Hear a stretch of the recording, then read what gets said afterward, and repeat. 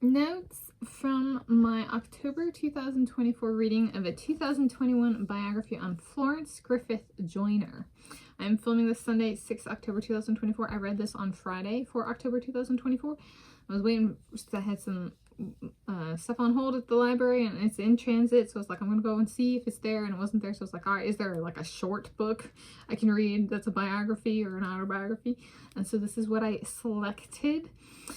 And I'm Tanis Coralee Leonhardi, she, her, hers of Seattle. So these are my book and reading notes from my October 2024 reading of a 2021 biography on runner. So she's a runner, she's a dead runner.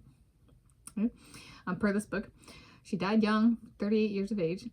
Florence Griffith Joyner. So this is She Persisted, Florence Griffith Joyner by Rita Williams-Garcia with illustrations by Gillian Flint. This is 2021 Philomel Books edition, hardcover, ISBN in the video description. It was 59 pages. There was back matter, and I did read the back matter, so like the little bios about the authors and illustrators and stuff. I did read that, but I'm not including it for page count.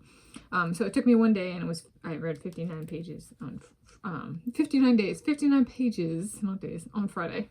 And it is a She Persisted series, and so it's part of a series that is has a number of different women that they've done this for, and the series is put out by Chelsea Clinton and Alexandra Boyger. So there you go. And introduction to this public library copy, King County Library System, Washington State, United States of America, Plant with the original. And I'm going to go into now book notes, including construction and design.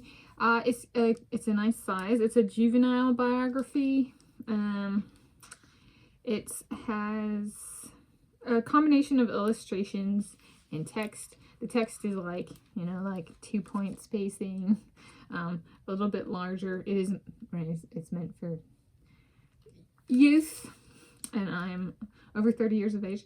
And it was a good one. Oh, this isn't reading notes, but okay, so yeah, there were chapters where, let me see if there's a chapter without an illustration. Might not be.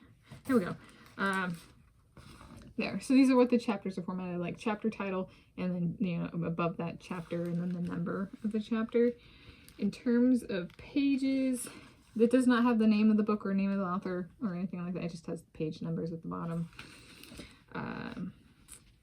Yes, and then there's illustrations. So it's relatively straightforward. And there's information at the back, including like references and stuff like that. Okay, so reading it, and I like the size. I can hold it in my hand. Yeah. Okay, reading notes. I had a few of those. So she did die young. I think it was, they said she died at 38 years of age. She's a runner. Her specialty, per this book, the thing kind of consistent throughout her entire career, was the 200-meter dash. Yes. And then, let's see, page 25. She won an NCAA, so National Collegiate Athletic Association title, her individual title in the 200 meters dash. And it talks about how she really liked that it was an individual title. So that's scholastic sport coverage. It got included in this biography. She didn't make the 1980 Olympic Games team, so then she channeled her energy into collegiate sports in order to try and make the 1984 Summer Olympic Games. And so that's kind of pages 24 and 25. Okay, page 28. So there were a lot of people who dressed a certain way, and she decided to wear like a unitard and leggings and stuff. And she was so well known because of her, quote, bright shimmering outfits, unquote, that she got the nickname Fluorescent Flo. Yes. So it's like all of those people you see up now, like that's got big hair. She did that back in the 1980s, right? When and right, she had the very flashy, colorful, clothing back in the 1980s. yeah, and she had, what, 4-inch long fingernails that were painted red. And I was like, dang, do you know how many people of her race/ethnicity copy her these days? But they don't ever bring her up, which is concerning. I was like, what happened to respect and attribution of where that came from? It was certainly more of an originator than the people out there doing it into the 2020s. Right? This was the 1980s, 40 years earlier. For reals, right? She didn't make the 1980 team, so that's over 40 years ago. And then, let's see, page 28 to 29, it talks about running on the outside lane for the 200 meters dash. Yes, so the 200 meters dash is a curve. So on a track, it's a curve and a straightaway. So she ran, she made her first Olympic team, the 1984 Summer Olympic Games, running on the outside, which is a harder lane there's to run in than an inside lane, and completely different than swimming where everybody has the same starting point. Right, on track and field, they're like, in this race specifically, they're spread out, right? So they don't get to see each other and they don't all start at the same place.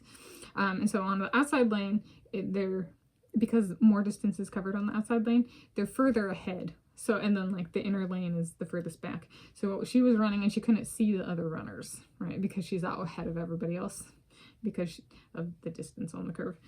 But they actually bring that up in the book, and I was like, that's good for the biographers, including that detail. Somebody's paying attention to track and field. Yes. Okay, page 35. Emphasis on eating healthy and going to bed early. Yes, I think it was this back in the 1980s as well. Yes, it was before the 1988 Summer Olympic Games that this emphasis was added. And then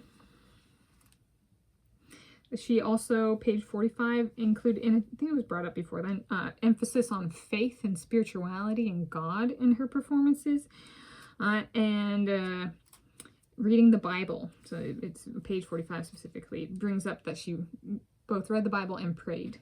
So yes. So maybe that's where the trend of vocalizing religion came from as well, from her. Gotta make sure to give credit. 1993, she was co-chair, or considered to, and it became co-chair for the President's Council on Physical Fitness, Bill Clinton. And so she was under President Bill Clinton. And so essentially she led the nation in pushing them being out and moving and really being active and having healthy lifestyles. And I was like, you know, people of her race/ethnicity have copied that entire thing as like first lady, right? And given zero attribution to somebody did it back in the early 1990s. So I feel bad for this woman. I gotta make a video. I gotta bring this up. You know, she was the first, or she was at least before, right? The women who are out there copycatting and poaching her stuff now. That's just here, right? So this is my attempt to respect a dead runner. Befriending dead runners. I don't know if I've had a lady in there before, so we got a lady now. First lady. There we go. In conclusion, it marked full book number 49 for me for the 2024 year. Again, that's me, Tanis Coralee Leonhardi, she, her, hers of Seattle. She was speedy. I'm not a sprinter. All right, well, I played soccer and I sprinted in soccer, but I'm not a sprinter on the track. I am middle distance. So I can be like, she started a bunch of stuff that's still alive today. Both on the track and in politics. So there we go. True original. Some notes from my October 2024 reading of a 2021 biography on Florence Griffith Joyner. She persisted.